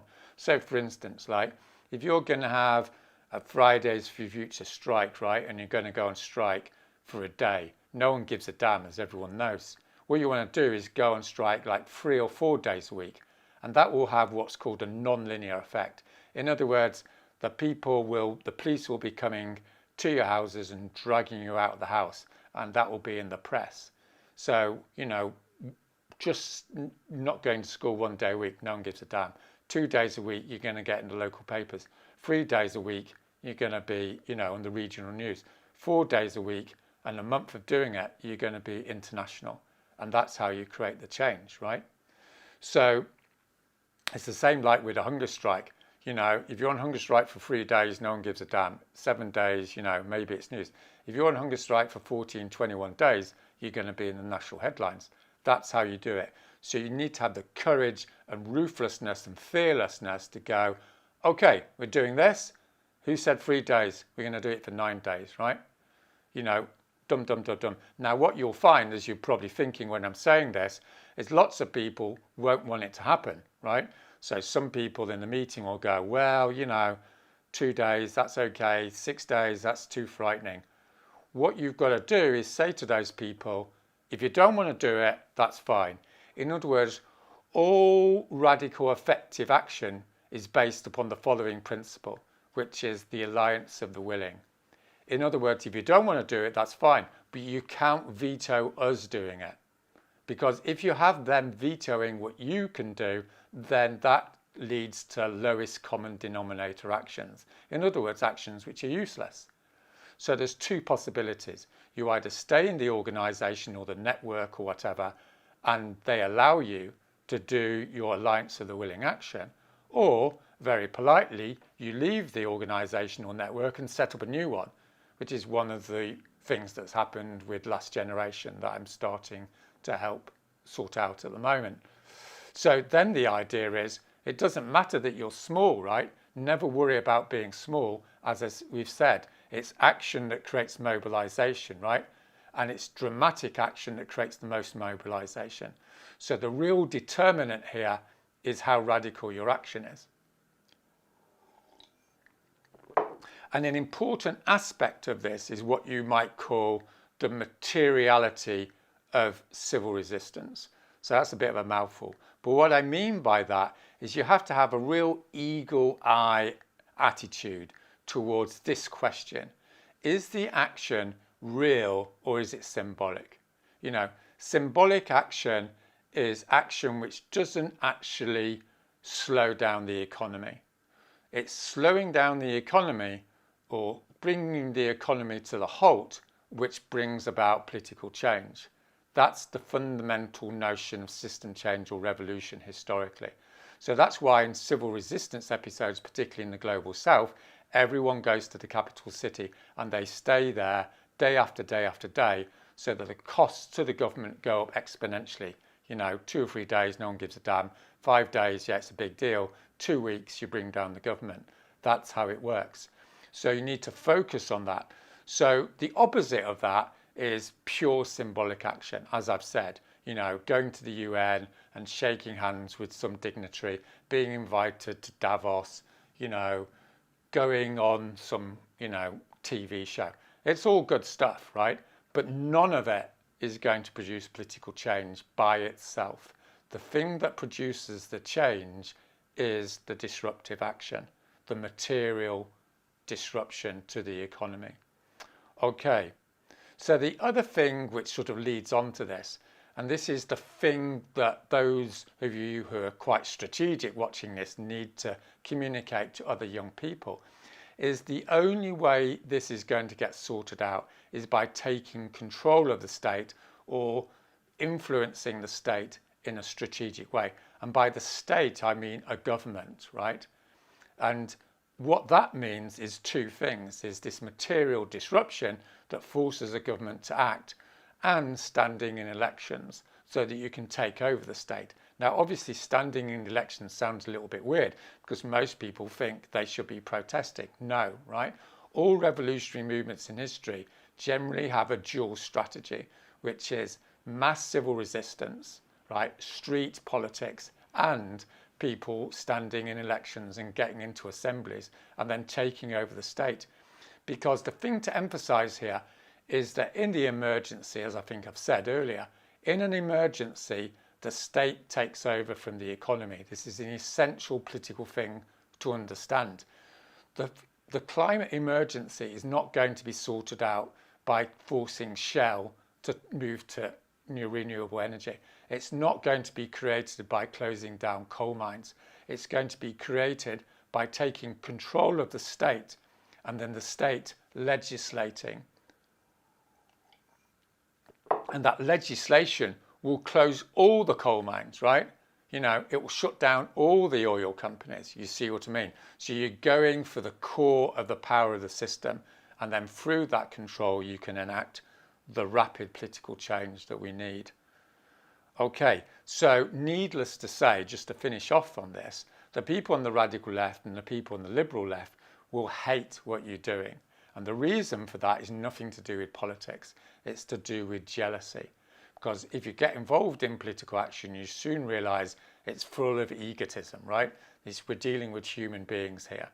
And what they will do is make up lots of political excuses for why what you're doing doesn't work, or it hasn't worked well enough, or they'll suggest sort of generalized criticisms. Now, that's part of the job, right? There's always two oppositions when you're changing the world.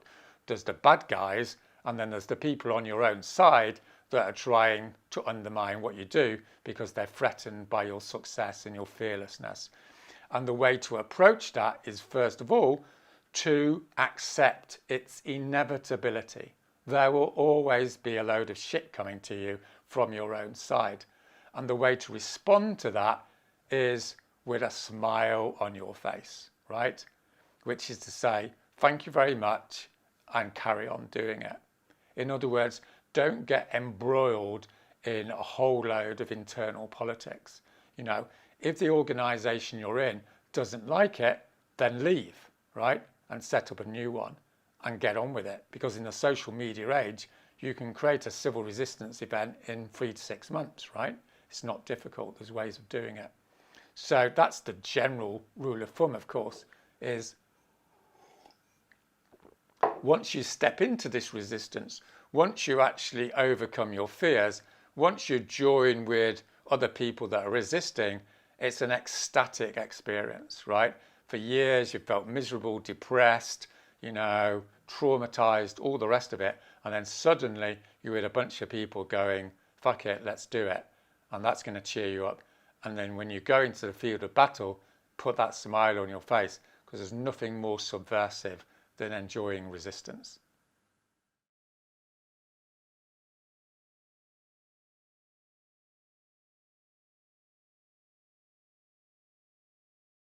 Okay, so on to organisation, speeding through. Organisation, what can you say? What I can say about organisation is, if you want to effectively change the world and bring about all this change, then the people that are most successful at it are the people that focus on organisation. Like, most of my time is about developing organisational structures. So this isn't very sexy, but for those of you that are serious about the horror that's coming down the line, you have to become disciplined about focusing on how things work and making sure those things work well, because you'll never be successful unless you have organisational coherence behind all the great actions and all the rest of it. And there's a whole bunch of different elements there that I'm going to start talking to you about. So don't skip this section, right? This is the section where those of you that are really serious about what needs to be done need to be taking notes and learning about some super basic errors that take place in social movements and networks, particularly over the last 20, 30 years. Now, I'll say this now and I'll say it at the end as well, right? Human beings, as we all know, are tricky, right? There's no perfect organizational model. There's just some models that are really bad and other models that get you along, as you might say. So, okay, so what I'm going to say is, the other thing about social change is that just about all social change is initiated by small groups of people. So this is a very empowering evidence, as it were. You don't have to have this big mass movement, or at least not straight away. The people that really influence things are usually in tight, highly organized, high trust teams that have worked together for a year or two. So that's what you want to be creating, is getting together with a bunch of people, and you stress test things by going into actions, doing projects, and you learn about each other, and you know, with strengths and weaknesses and your different personalities. And the great thing about a well-functioning team is that everyone's got different strengths, right? We all know that. You know, I'm good at some things, I'm really bad at other things, same with other people. So people come forward and do different stuff. But that team needs to work together for a long time, 6 months, a year, 2 years, and then interesting things start happening. And that's how history has changed. You may know the quote, you know, only a small group of people change the world, and that's the only way the world is changed, or words to that effect. Okay, so the biggest structural problem about social movements and networks and radical politics and all the rest of it over the last 30 years has been what I call the disaster of horizontalism. Now, horizontalism is a particular theory of organisation. And its general proposal is that you don't need leaders. Leadership is a bad thing, and you want to involve lots of people in the decisions, right?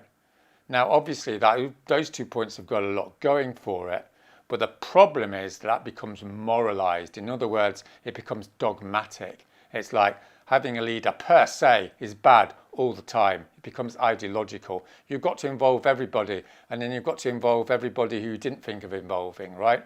It becomes extreme, rigid, moralistic.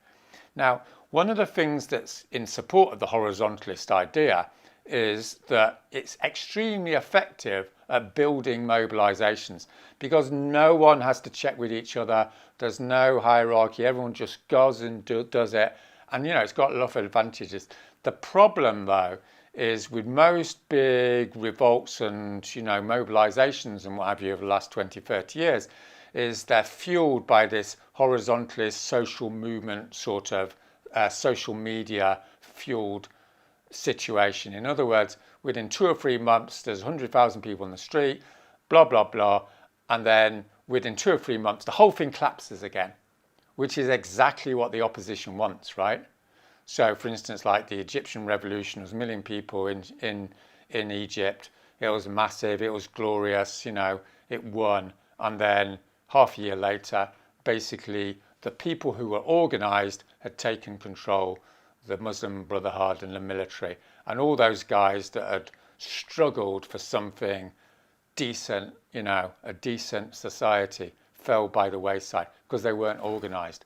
So organisation requires structure, and it requires us to move away from this rigid, dogmatic, ineffectual horizontalism, which is really a massive own goal. It's a self-inflicted goal, right? No one's forcing us to do this stuff.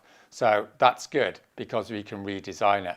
And your generation could go, okay, that's old hat, right? We're going to learn from history. We're going to go before the last 20, 30 years and look at the old labour movements, the old civil rights movements, and learn from them because they were damn effective and they were around for 20, 30, 40 years, right?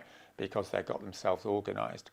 Okay, so I'll go through 2 or 3 reasons why this doesn't work. And it's sort of technical, but they're important to understand, right? So the thing about organisations and large groups of people is there's lots of individuals and they have a certain amount of information and they have a certain amount of people they know, and they only have a limited number of hours in the day, right? All those 3 things are physically set, right? They're not up to debate. It's not a moral, ideological thing. There's 24 hours in a day. We all know that, right? So the problem when you don't have any organisational structure is very difficult for them to know what other people are doing because there's no central communication. There's no central decision making, as it were. So what happens is they don't know their collective strength. And what they tend to do is then go off and do small actions or small campaigns, all of which, as we've established, don't work because the name of the game is mass collective action. In other words, lots of people coming together. So, once you create that, you get what we've called the non-linear effect. In other words, like if 2 or 3 people do something, no one's bothered.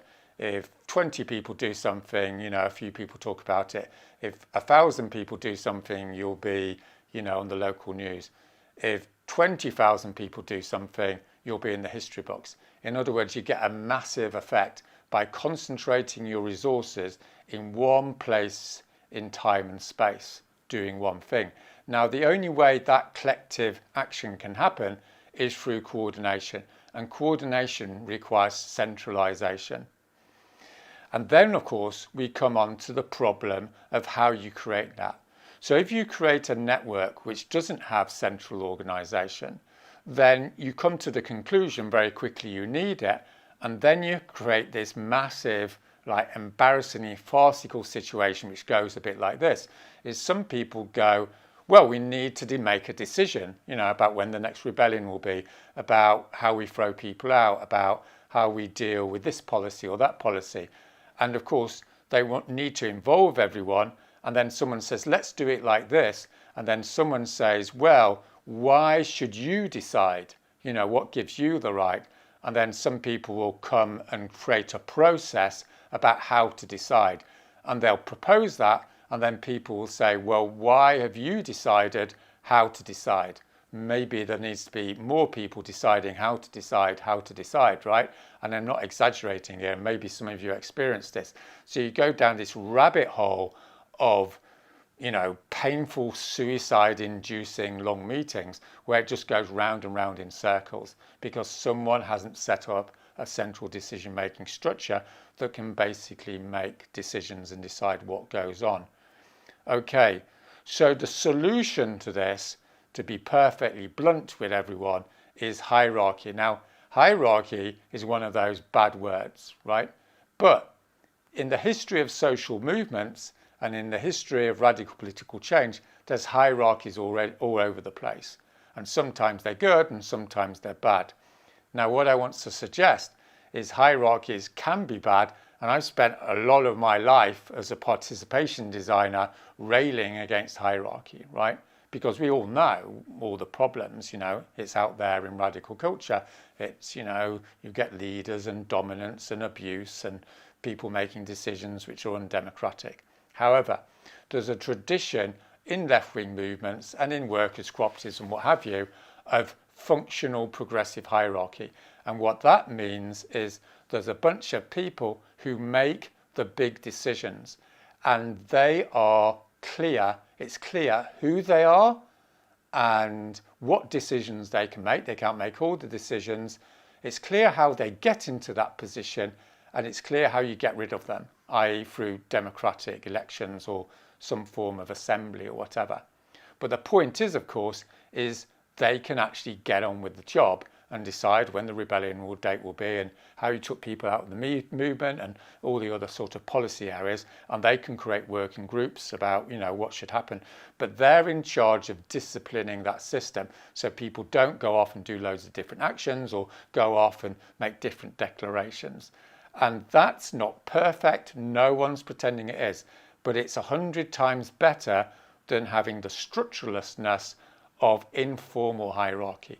In other words, once you set your network up, there's an irresistible urge, as you might say, to make some collective decisions. Otherwise, people get really frustrated. So if you don't have a clear hierarchy, i.e.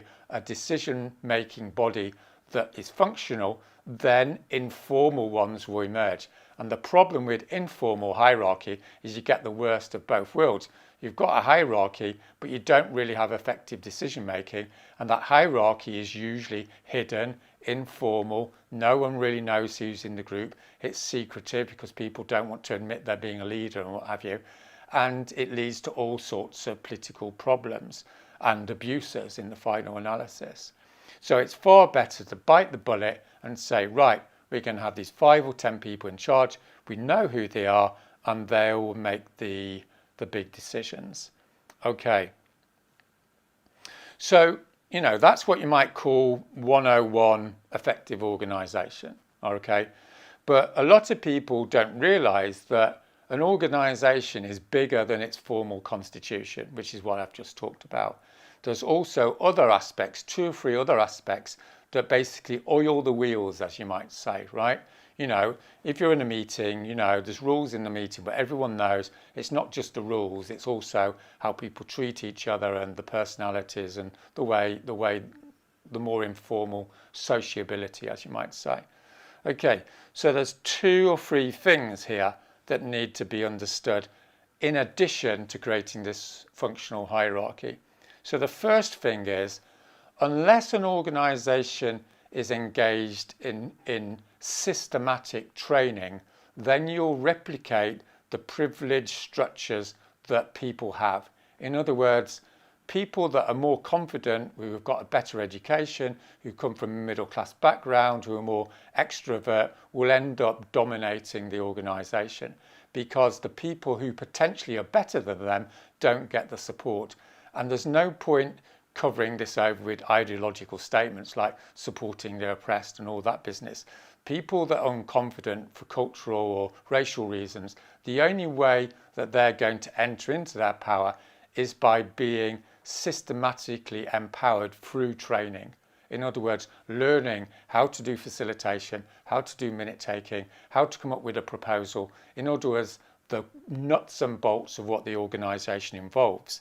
And that's totally different to what I would call tokenism. So tokenism is when you say, okay, we want, 2 black people on the central committee, right? That's no good. That's like, doesn't mean anything.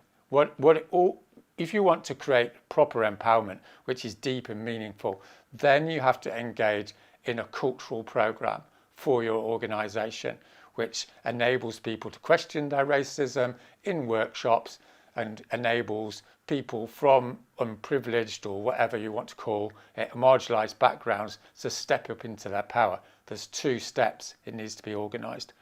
The second thing is about decentralisation. So you might think it's a bit funny because I've said, centralisation is good and, you need a functional hierarchy. Yes, and at the same time, you need functional decentralisation.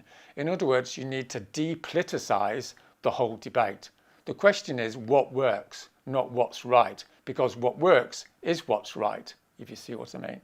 So the group that you've got in the centre of your organisation, they shouldn't be making decisions about who goes leafleting in a small town. In other words, you need to decentralise all the creative small decisions, as it were, so that people feel empowered to be creative and innovate and share ideas. So you want to create structures where people can communicate horizontally in order to find best practice. So it's not like horizontalism is rubbish, right? It's that it's only, like lots of things, it's only part of the story. You need to have this central organisational structure and you need to push things out so people can feel empowered and make decisions in small groups, take the initiative, do alliance of the willing sort of actions and what have you. And the third thing is about the culture. So one of the reasons Extinction Rebellion has been really successful is it wasn't just about, hey, let's go on the streets and get on with it. It designed ways of treating each other. So this is what you might call culture. And the bottom line here is respectful communication. In other words, you need to create rules. You need to read out a statement at the beginning of your meetings saying that we're here to respect each other. You need to have rules that if someone's abusive, they ask to leave the meeting, that there's ways of communicating disagreement in a way that's not humiliating.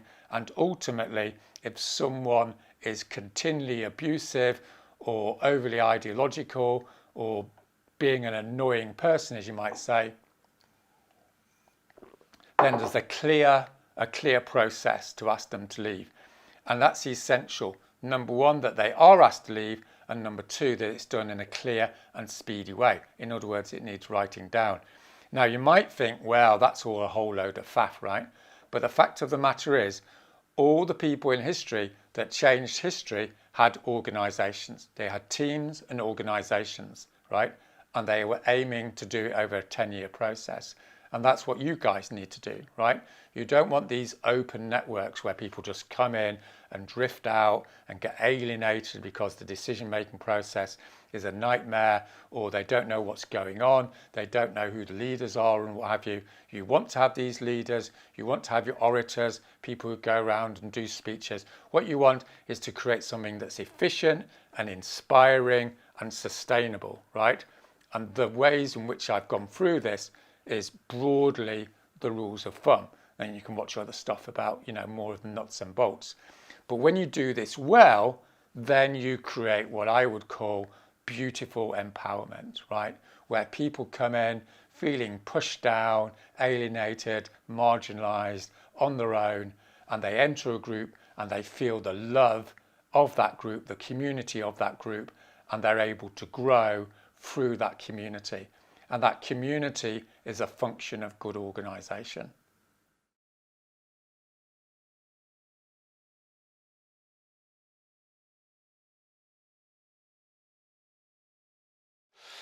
Right, okay, so the last section, this is it, on the home straights. Wisdom. Okay, so wisdom, it's an old-fashioned word, isn't it? But let's resuscitate a few old-fashioned ideas and words. So wisdom, maybe wisdom needs resilience. What does that mean? Basically, what I'm going to talk about as we finish off is what's going to keep you going, right? How you treat yourself and how you treat other people. And again, this might be, well, that's not that important. It's actually totally essential to the sustainability of movement, is the sustainability of the people and their ability to work with each other in a respectful way. And there's some basic rules of thumb I'm going to go through here. So I'm going to start in a bit of a dramatic way on this and say that learning to deal with life is really a function of being able to face death. And as people get older, they tend to be more wise, potentially, let's hope so, because they realise they're going to die and they start realising what's more important, which is to live an honourable life, to do their duty, to work for the common good, to love the people in their family, to be of service to their community and what have you. Well, if you're young, then maybe you're not so fussed. But obviously what's happened to you with your generation is you've had the actuality of death, i.e. annihilation, thrust upon you, and you're horrified and furious about it for good reason. However, there's a sort of bright side of it, as it were, is through the confrontation, through the confronting of the actuality of death and moving through that actuality, you can learn how to live more effectively and in a more joyful way. And don't let me say this is easy, okay? And I'm not saying everyone can do it or it's really particularly straightforward, but it's something that thousands and millions of people have gone through, and there's some general rules of thumb. So the first thing, of course, is that when you're young, and I'm talking about myself I'll talk about myself a little bit more in a minute. When you're young, everything in life is a little bit black and white. You get dragged along by your emotions, and you get these toxic emotions of hate and love and jealousy and rage and resentment and contempt, right? And it's like one after another. And these sort of build up and they prevent you doing things as you'd like to do them and all the rest of it. And I think there's a stage which I would encourage you to investigate to the extent you can, where you have a conversation with yourself. And this is a conversation I had with myself when I was 21. So as I've said, I was involved in activism from 13, 14. That's all I did for years. I did my studies and I did activism. And most of that time I was furious and really emotional about what was going on. And then I used to get really resentful towards other people because they didn't turn up on time and they let me down and they weren't radical enough. And you probably know all these sort of feelings. And then when I was 21, I had this sort of dramatic realization where I sat down and I said to myself, okay, Roger, do you want to live a life which is full of resentment and hatred and bitterness? Or do you actually want to try and enjoy your life and this gift that you've been given? And, I decided that I was going to not engage in all those negative emotions. And instead, the means to overcome them was this concept of service. So that has a really concrete definition. And the concrete definition is basically the world is as it is. Whatever happens to me is the way it is. I can't change what I can't change. If someone's late to the meeting, they're late to the meeting. If someone doesn't do the washing up, they don't do the washing up. If someone puts me in jail, they put me in jail. But I can attempt to change that, but it's not necessarily in my remit. What I need to focus on is not what bad things are happening to me from other people, but what I do within my own abilities to improve the world and be of service to other people. In other words, what I want to do anyway, right? So all that negative emotion is expended for no result. It doesn't do anything. If anything, as we all know, it undermines your ability to change the world. It undermines your relationships. It makes you feel miserable, suicidal, full of self-pity, self-contempt. These emotions don't do anything for you. What does something positive is to get up each morning and go, okay, this is the way it is, and I'm going to do A, B, and C in order to try and improve it. And I'm not going to be attached to the outcome. I'm going to go into service to the common good. And that is a sort of, there's one word for it, transcendence. And lots of different people say it in different ways from different cultures and backgrounds and what have you. But broadly, that's what happens. Now, the catch, of course, the catch is the most effective way to sort of come to this realization is to experience suffering. In other words, to go into life and to experience life for what it is, instead of retreating from life every time there's the prospect of suffering. And this is a completely different philosophy from the ideas that you've probably been given by middle-class parents or society at large, that if something's bad, you go into some sort of safe space or you retreat from it and what have you. Now, the paradox of this is that's a privileged opportunity. The poor people of the world or people that are oppressed don't have the privilege to exit situations, to burn out, to retreat and all the rest of it. And one of the reasons they're more resilient, the poor people and the people that resist in the world, is that they force themselves or being forced to confront their suffering and move through it. And the attitude that you want on this is an attitude of adventure, right? That you go into your suffering and you're experiencing it, and that makes you stronger. As Nietzsche said, what doesn't kill you makes you stronger. Now, I'm not trying to glorify suffering, just for the record here. What I'm saying is there's some sort of middle way here, which is suffering's coming down the road anyway, right? It's part of the human condition. But when you're presented with the possibility of engaging in risky activities, you should take that risk.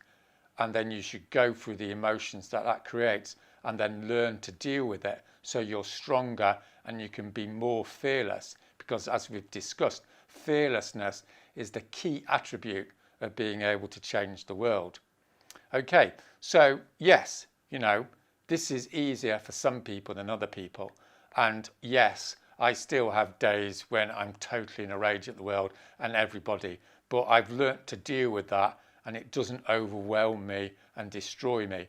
And I would suggest that that's one of the reasons why I've done 35 years of this sort of work and other people do 6 months and then, become traumatized or depressed or whatever, is your attitude to life is absolutely central to your ability to do this work. And what I've said is the broad outline. You can read more about it and talk to other people that know more than me. But the thing that I want to sort of emphasize here, and this is another sort of contradiction of what you might call the common wisdom of being a young person today, is you absolutely have a choice, right? So in existential philosophy, which was big in the last century when terrible things happened, there was this notion that the essence of being human is to understand you always have a choice. You always have a choice to act in this way or act in that way.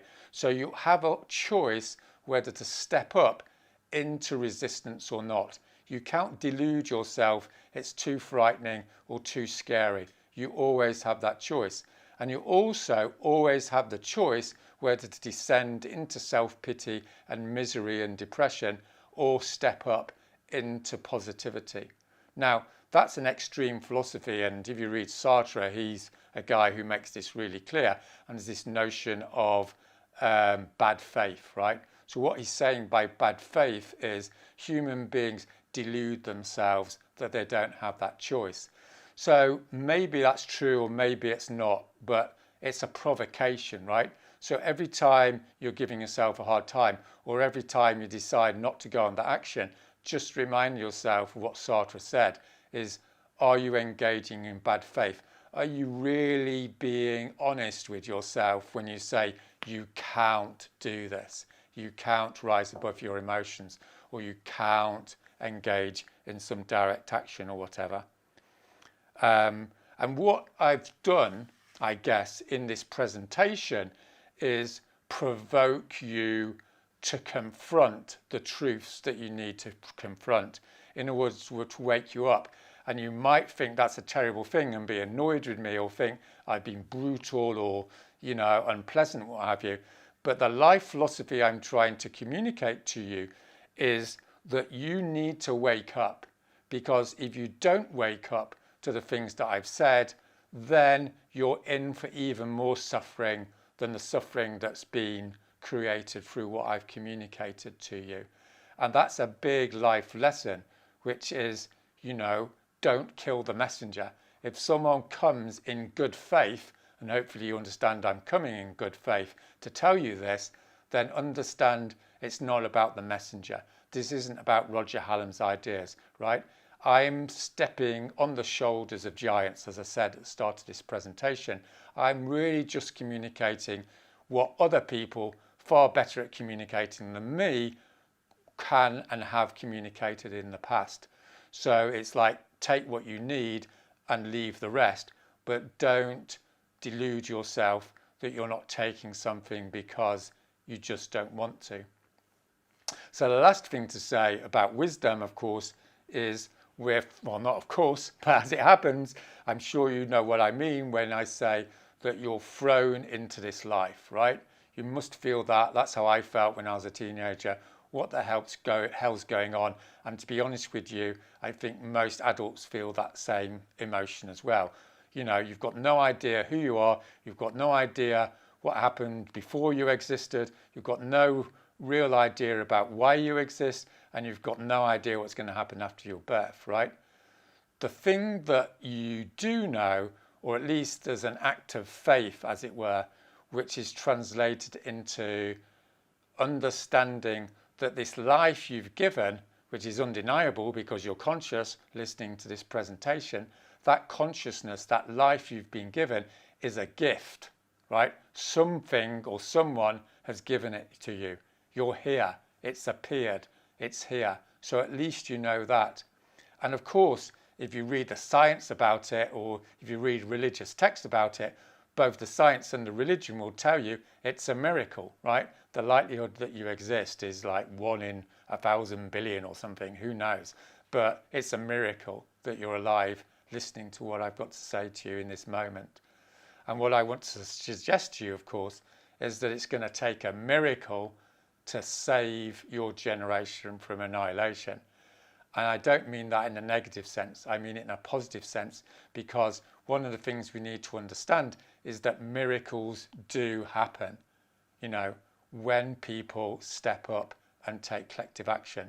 And that's what I've tried to communicate to you in this session. So just to finish off, I wrote this, as I said at the beginning, when I was in prison, and it took me a whole day, I think, to write it, and I don't know how good it is, but I'll just finish with the feelings I had when I finished writing these 12,000 words, and then I'll leave you to think about it. So what I wrote was, I finished this as the sun is going down and the light is fading through the bars of my cell window. I found out today I'm the only activist in prison. I'm feeling alone and foolish, but I'll go to bed soon, and tomorrow I will carry on. What else is there to do? I will put a smile on my face. Thanks for listening to me, and good luck.